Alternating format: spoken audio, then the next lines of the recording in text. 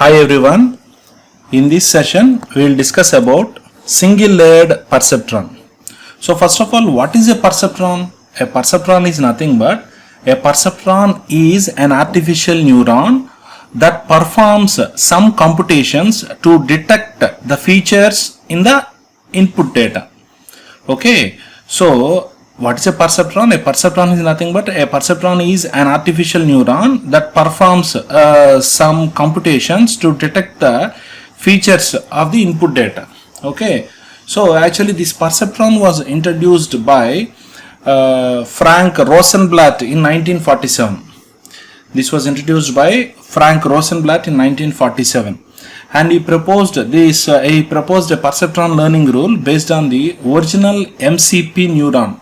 MCP neuron is nothing but in 1943 two scientists by name McCulloch and Walter Pitts, in their name it was named after MCP neuron.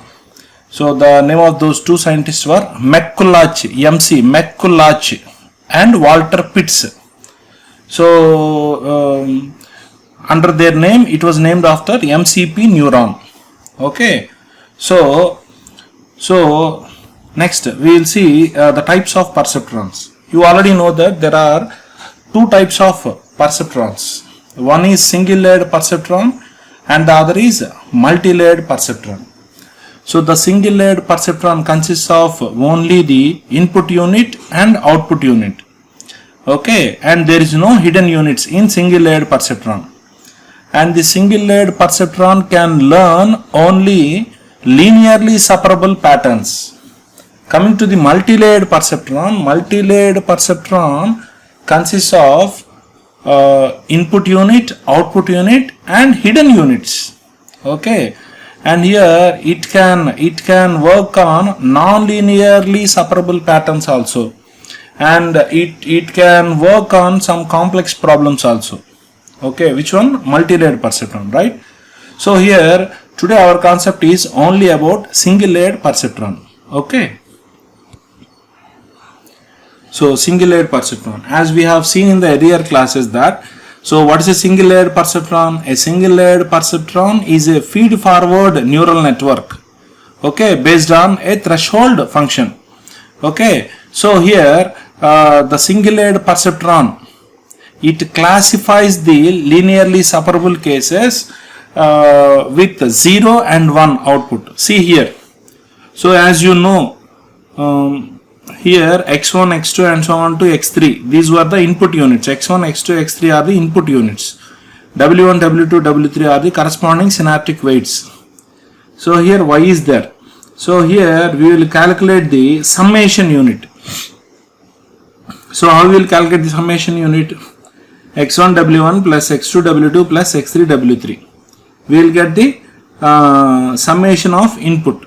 Okay, so here the output is 1 only if the summation is greater than theta, means theta is nothing but it's a threshold value. Suppose, so after calculating the summation unit, if that summation unit is greater than the threshold value, that threshold value is represented with theta here. If sigma wi is greater than theta, then we will indicate it with 1. If it is not greater than theta, means if it is less than theta, then we will indicate it with 0. Okay, right? So this is how it works, right? So next, our main topic is structure and learning of perceptron. Structure and learning of perceptron. Actually, single layered we have already discussed in the starting of this class, that single layered perceptron is used for classifying the linear patterns. Okay, so we have already discussed that the perceptron is nothing but it's a simple form of neural network and it is able to classify the data into two classes, that is input class and output class. Okay, and it consists of a single neuron. See here, it consists of a single neuron and a number of adjustable weights and a bias. See, if you see the figure here, we have a single neuron. Okay, y, let us suppose y is the single neuron, and a number of adjustable weights w1, w2 and so on to wn. These are the adjustable weights and a bias. See here, bias is there. Okay. So here what we are doing is, see, so here we are calculating the, here this y is nothing but y in, so summation. So we are calculating the summation here, y in equal to b plus bias plus sigma equal to 1 to n xi wi. So if you see xi wi, so the value of y is, means output, is 1 if y in means this summation input is greater than theta. If it is, we have already discussed that theta is nothing but theta is some threshold value. If it is greater than theta, then the value will be 1. If it lies between minus theta and plus theta, if the summation input is between minus theta and plus theta, then it is 0. If it is less than minus theta, then its value is minus 1. Okay, so you have to remember these values. Okay, so see here. So here x1, x2 and so on to xn are the sum of input units. W1, W2 and so on to Wn are the corresponding synaptic weights. And we are giving the summation here. See here, we are performing the summation. So x1 W1 plus x2 W2 plus x3 W3 plus and so on to xn Wn, summation unit. For the summation unit, this bias is also added. So now we will get y in. Okay, means summation input. That summation input, what is summation input? See here, summation input is nothing but b plus bias plus sigma I equal to 1 to n xi wa. So that summation unit we are giving to the activation function. This is activation function. Okay, so you can represent it like this, or you can represent with f as you wish. So this is activation function. This summation input is given to the activation function. Thereby we will get the actual output. It is represented with y. So what will be the value of y? Y will be either 1 or 0 or minus 1. See here, the value of y is either 1 or 0 or minus 1. When it will be 1? If this value is greater than theta. When it will be 0? If this summation input lies between minus theta and plus theta. When this y will be minus 1? If this summation input is less than minus theta, then it will be minus 1. See here. So this is the actual output. Okay. So we will see the algorithm now. So first what we have to do is, first we have to initialize the weights and bias. The value of weights and bias should be initialized to 0.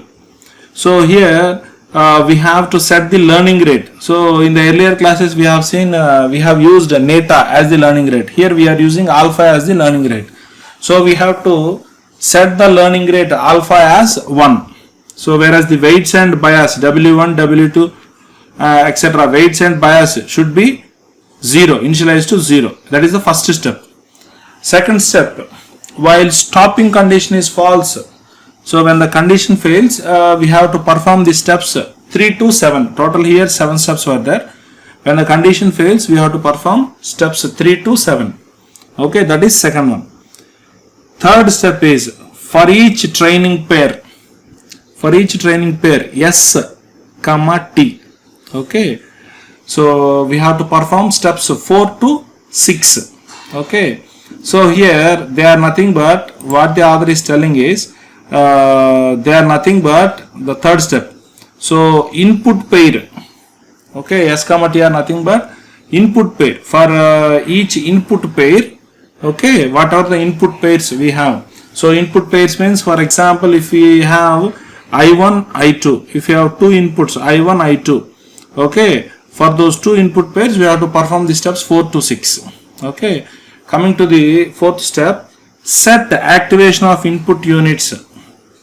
So we have to whatever the input pair we have taken in the step 3, those we have to activate and then we have to calculate. Okay, right? Coming to the step 5. So we have to calculate the net input. How to calculate the net input? We have a formula yin equal to, we have seen just now. So summation input yin equal to b bias plus sigma equal to 1 to n wi xi. So here, so we know, so xi we have assumed here. So in the step 3, for each training pair we have assumed something. So we have assumed a pair x1, x2 like that. So that value we have to take and we have to calculate the yin. Okay. So after calculating the summation input, then we have to apply activation function on that net input. Whatever the value we get, suppose if yin is 0 or 1 or anything, on that we have to apply the activation function. So if you apply the activation function, so we will get the output as either 1 or 0 or minus 1. When it will be 1? If that value is greater than theta. Here, right. If it lies between minus theta and plus theta, it will be 0. If it is less than minus theta, it will be minus 1. So here we will assume in place of theta, we will assume it as 0. So if the value is greater than 0, it is 1. If the value lies between minus 0 and plus 0, it will be 0.